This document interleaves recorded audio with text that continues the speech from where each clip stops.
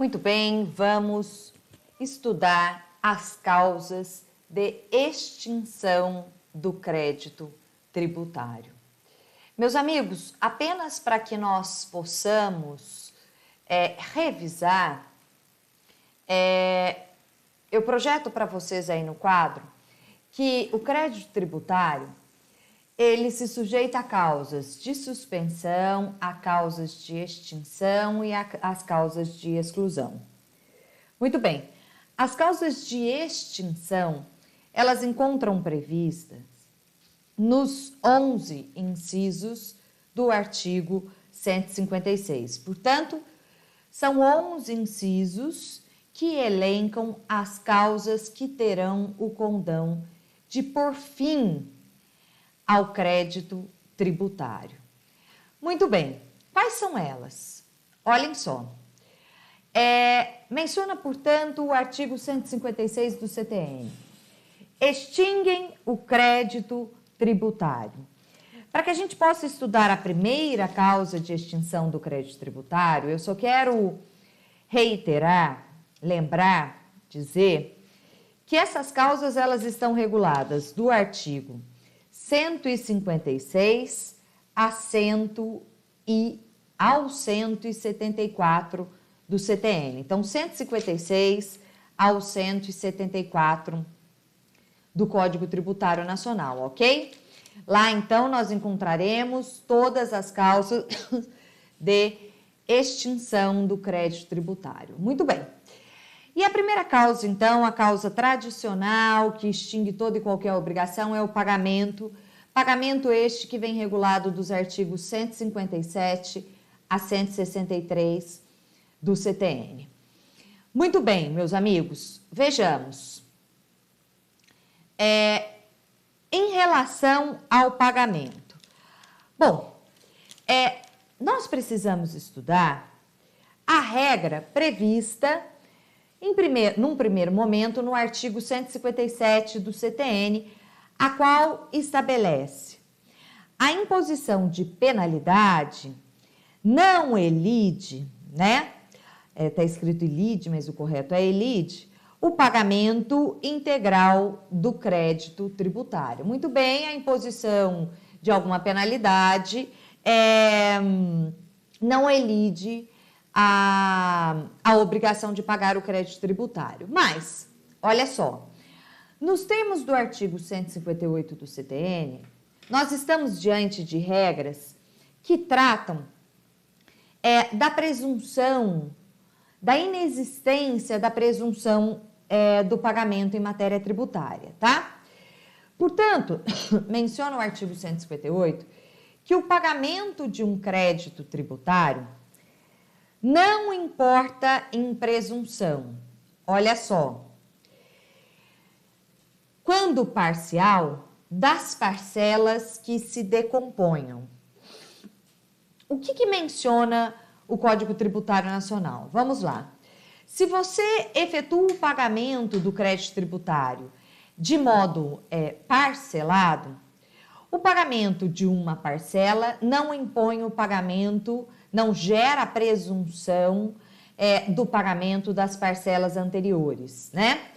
Ou das parcelas que se decomponham. E mais, eu coloquei aí para vocês o artigo 322 do Código Civil.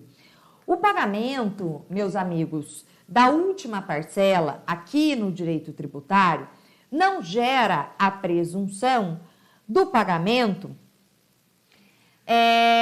das parcelas anteriores. Não se aplica aqui no direito tributário a presunção de pagamento decorrente do artigo 322 do Código Civil, que estabelece que quando o pagamento for em cotas periódicas, a quitação da última estabelece até a prova em contrário, ou até prova em contrário, a presunção de estarem solvidas as anteriores. Muito bem, esse é um tópico muito importante da nossa aula.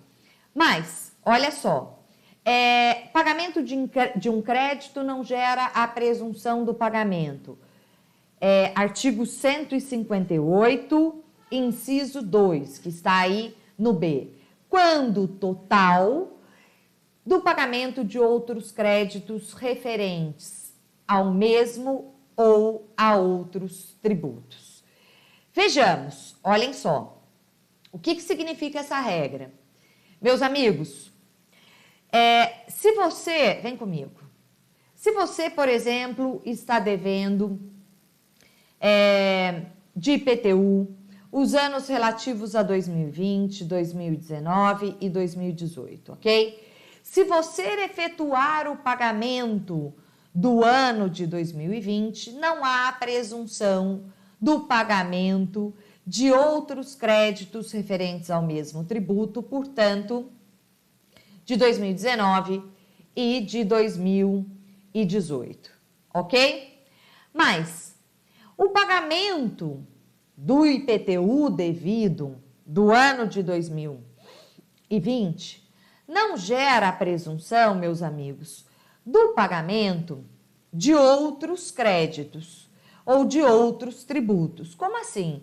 Não é porque você quitou o IPTU de 2020 que haverá presunção de que você também quitou, meus amigos, a taxa de coleta de lixo do ano de 2020, eventual contribuição de melhoria que tenha sido também lançada no ano de 2020, que você não tenha pago, ok? Então, olha só, pagamento de um crédito tributário ou de um crédito não gera presunção do pagamento. Primeiro, quando parcial das parcelas em que se decomponham, não aplicaremos a regra do artigo 322 aqui no direito tributário do Código Civil, né? Quando o total de outros créditos referentes ao mesmo ou a outros tributos. Maravilha, meus amigos. Dito isto, nós precisamos passar para o estudo do tempo do pagamento do tributo, do tempo do vencimento da obrigação tributária. E o tempo do vencimento da obrigação tributária está previsto ou é regulado pelo artigo 160 do Código Tributário Nacional, o qual estabelece que quando a legislação tributária não fixar o tempo do pagamento do tributo, o vencimento do crédito ocorre 30 dias depois da data em que se considera notificado o sujeito passivo do lançamento. Portanto, meus amigos, vejam, o prazo de vencimento da obrigação tributária é de 30 dias se a legislação tributária não fixar outro tempo.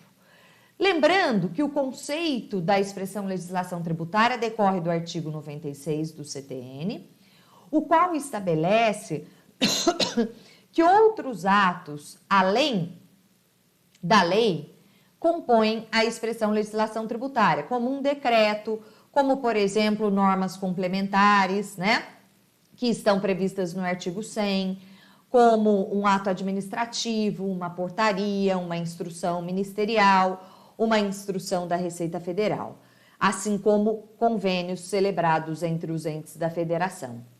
Isso implica dizer, olha só, que o tempo do vencimento da obrigação tributária não é matéria restrita à lei, tá? Se a legislação não fixar, ele será de 30 dias. Se a legislação não fixar outro prazo, ele será de 30 dias.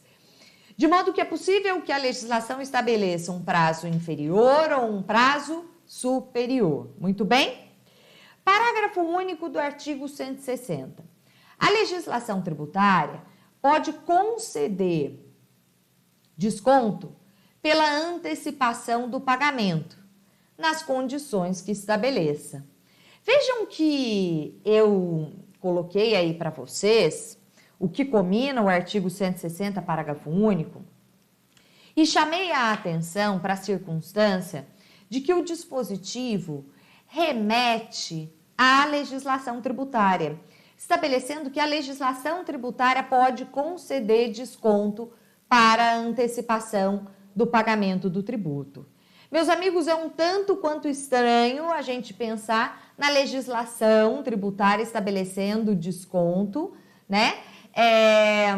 Estabelecendo, portanto, a redução do tributo, haja vista que essa matéria, em regra, deveria ser reservada à lei. Todavia, Aqui nos concursos, nós ficaremos com a redação objetiva do dispositivo, a qual estabelece que cabe à legislação tributária, pode a legislação tributária conceder desconto pela antecipação do pagamento do tributo. Muito bem, meus amigos, continuemos o estudo das causas de extinção do crédito tributário.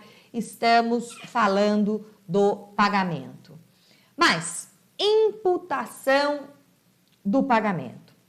Bom, essa regra é uma regra que na prática não mais, vem comigo, é uma regra que na prática não mais acontece, porque haja vista que os tributos são pagos hoje na modalidade online, não é verdade? São pagos sem que seja facultado à Fazenda Pública imputar o pagamento. Todavia, a regra está prevista no CTN e nós vamos estudá-la. Amigos, estamos diante do que dispõe o artigo 163 do CTN, que trata da hipótese do mesmo devedor, ou seja, de um mesmo sujeito passivo, dever 2 ou mais tributos à mesma fazenda pública, certo? Vamos imaginar a hipótese de um devedor tributário, de um sujeito passivo, ter várias dívidas tributárias com a mesma fazenda pública, mas ele não tem condições de quitar todos esses débitos. O pagamento será imputado a qual crédito? Ou melhor, não tendo dinheiro para quitar todos os débitos que ele possui em relação à mesma fazenda pública, o tributo, que deverá ser saldado, que deverá ser quitado, será qual? Bom, a resposta a essa pergunta decorre da imputação do pagamento prevista no artigo 163 do CTN. Regra essa que estabelece, olhem só, existindo simultaneamente 2 ou mais débitos vencidos do mesmo sujeito passivo para com a mesma pessoa jurídica de direito público, então, identidade de credores de sujeitos ativos, identidade de devedores, ou seja, de sujeitos passivos, relativos ao mesmo ou diferentes tributos, ou provenientes de penalidade pecuniária ou juros de mora. Então, a regra inclui não só o valor do tributo, mas também o valor das penalidades impostas, bem como dos juros. A autoridade administrativa competente para receber o pagamento determinará a respectiva imputação. Estão vendo que hoje é difícil acontecer a aplicação dessa regra, já que o contribuinte tem o boleto para pagamento, tem a guia para pagamento e aí ele acaba escolhendo qual tributo ele vai pagar? Mas tudo bem. Como eu disse, como está posto no CTN, como nós temos essa regra posta no direito objetivo, nós vamos analisá-la. Então, a autoridade administrativa competente para receber o pagamento determinará a respectiva imputação, obedecendo as seguintes regras na ordem em que enumeradas. Bom, em primeiro lugar, então, serão saudados os débitos por obrigação própria e, em segundo lugar, os decorrentes de responsabilidade tributária. Então, em primeiro lugar, nós vamos separar esses débitos em 2 grandes blocos. O primeiro bloco relativo a débitos por obrigação própria e o segundo bloco por débitos decorrentes de responsabilidade tributária deste sujeito passivo. Muito bem, fizemos essa separação. E, em primeiro lugar, deverão serem saldados os débitos decorrentes de obrigações próprias. E, em segundo lugar, os decorrentes, então, de responsabilidade tributária. Beleza, dentro destes dois blocos, olha só, separados os blocos, como é que os débitos serão quitados?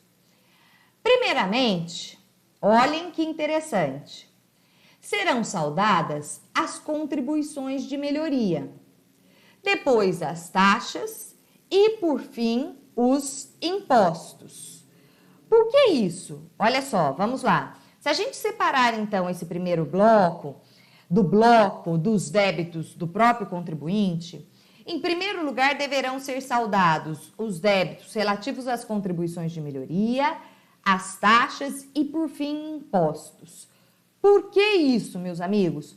Porque, primeiro, o fisco precisa receber os créditos tributários que estão relacionados a uma contraprestação dele, certo? Ele realizou uma atividade, por isso ele precisa receber em primeiro lugar. E por isso, então, em primeiro lugar, as contribuições de melhoria, depois as taxas e, por fim, os impostos. Muito bem, meus amigos, pagos estes tributos, nós vamos, na verdade, analisar a terceira regra que diz respeito a quê?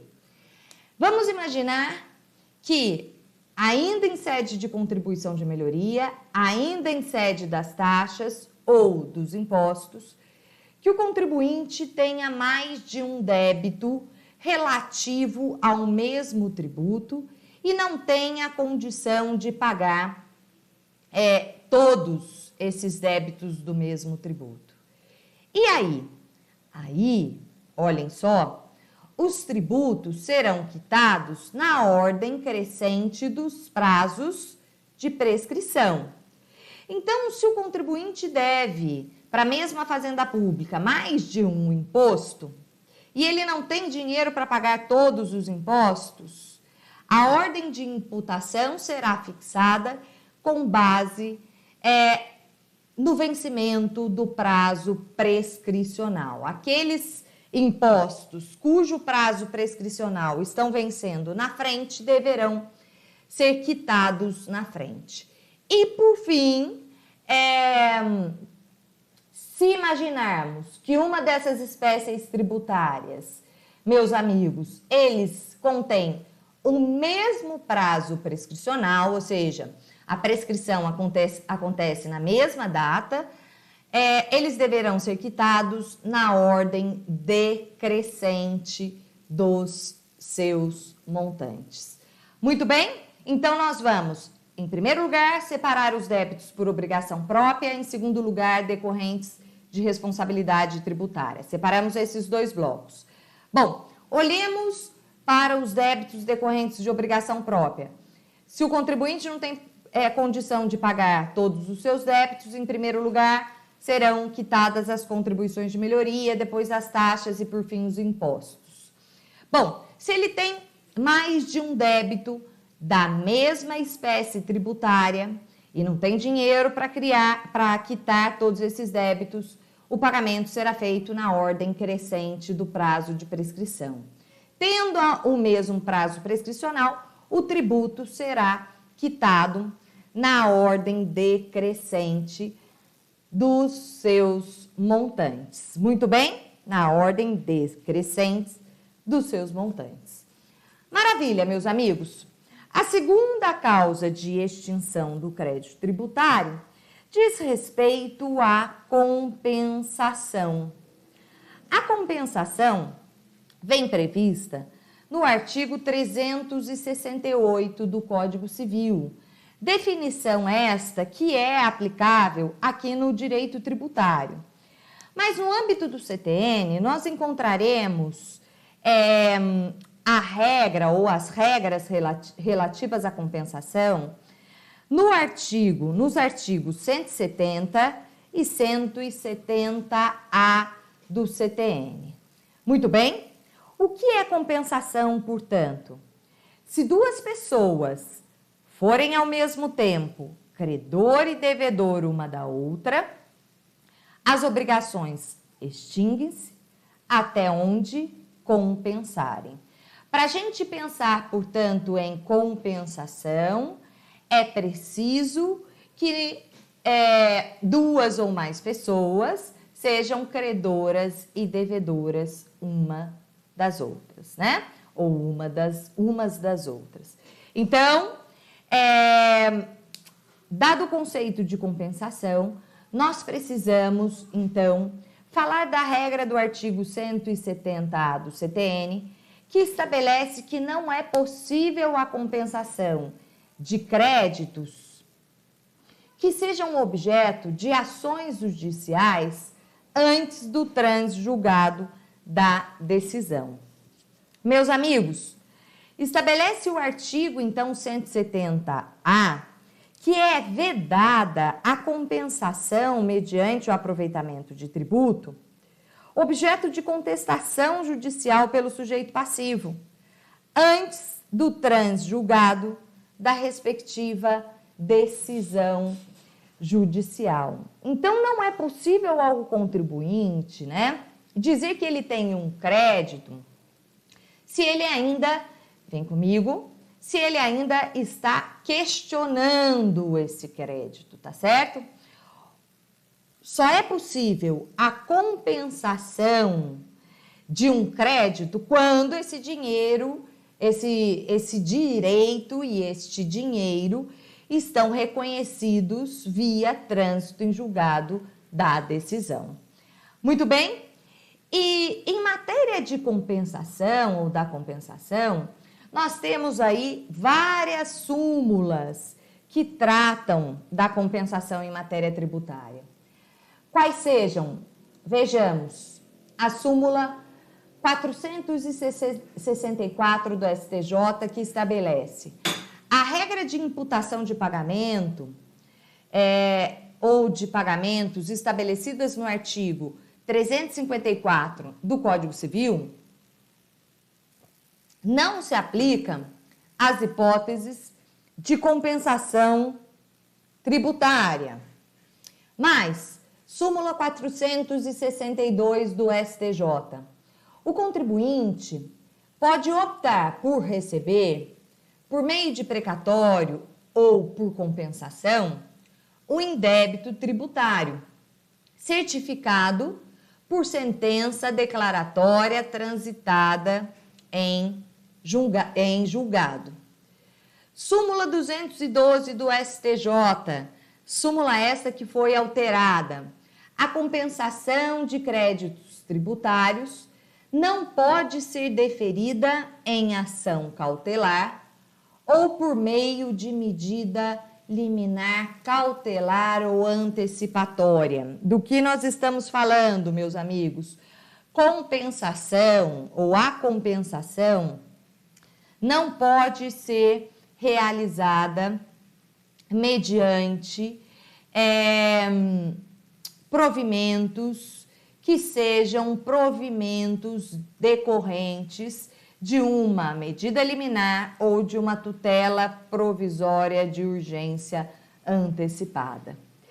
Súmula 213 do STJ. O mandado de segurança constitui a ação adequada para a declaração do direito à compensação tributária.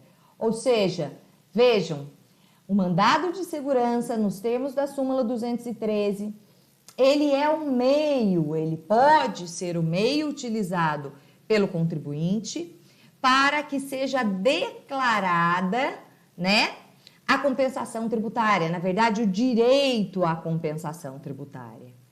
Agora, vejam que interessante a súmula 460 do STJ. É incabível o mandado de segurança para convalidar a compensação tributária realizada pelo contribuinte. Vejam, é possível a impetração do mandado de segurança objetivando a declaração do direito à compensação.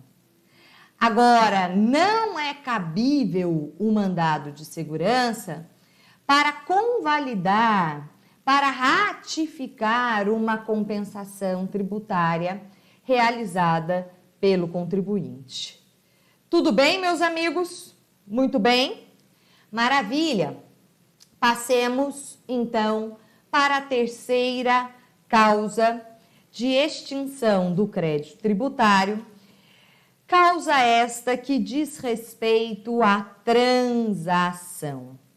A transação também vem regulada no Código Civil, artigo 840 do Código Civil, que estabelece que é lícito aos interessados prevenirem ou terminarem o litígio mediante concessões mútuas.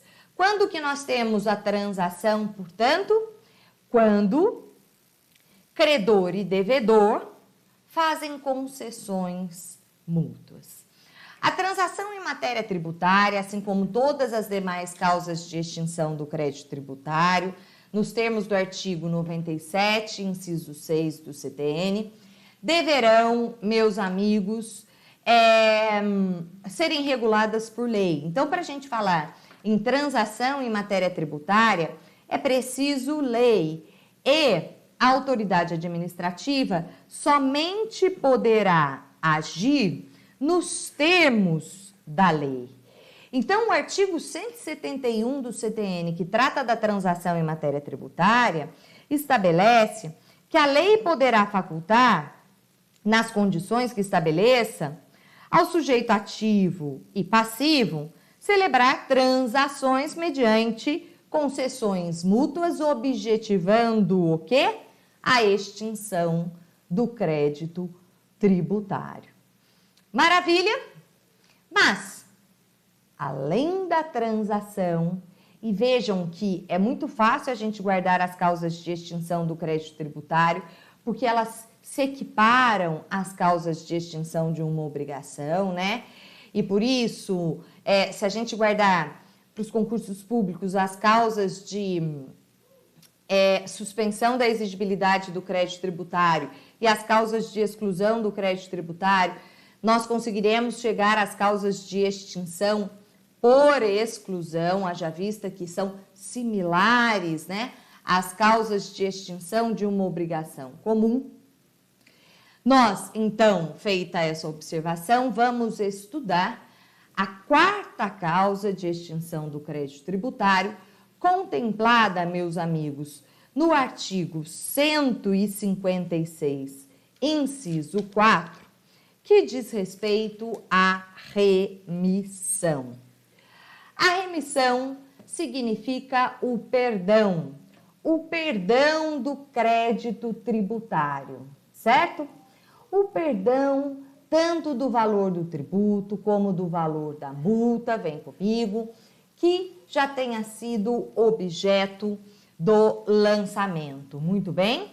De modo que, olha só, vem aqui, o conceito da remissão em matéria tributária decorre do artigo 172 do CTN, o qual estabelece que a remissão também só será possível se houver a previsão em lei, não é?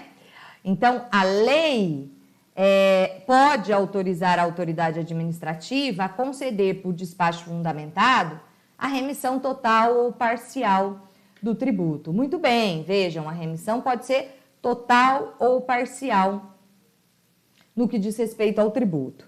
E aí eu coloco para vocês a diferenciação de uma remissão para uma anistia.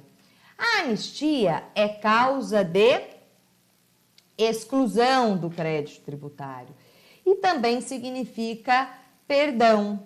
Só que é o perdão da infração, é o perdão da penalidade pecuniária, é o perdão da multa que não será objeto de lançamento. Meus amigos, em virtude da norma que concede anistia, meus amigos, vejam, se a multa tiver sido lançada, ela não poderá ser anistiada. Ela só poderá ser objeto de uma remissão. Então, repito, quando nós falamos na remissão como causa de extinção do crédito tributário, A remissão significa o perdão do tributo lançado, tá certo? O perdão da multa que já foi objeto de lançamento, certo? Bom, no que diz respeito à remissão, cabe analisar o enunciado da súmula 452 do STJ, que estabelece que a extinção das ações de pequeno valor é faculdade da administração federal, vedada a atuação judicial de ofício. Ou seja, cabe à lei estabelecer, não é verdade? A legislação tributária estabelecer eventuais possibilidades da extinção de ações de pequeno valor. Não cabe ao judiciário de ofício extinguir, portanto, as execuções de pequeno valor.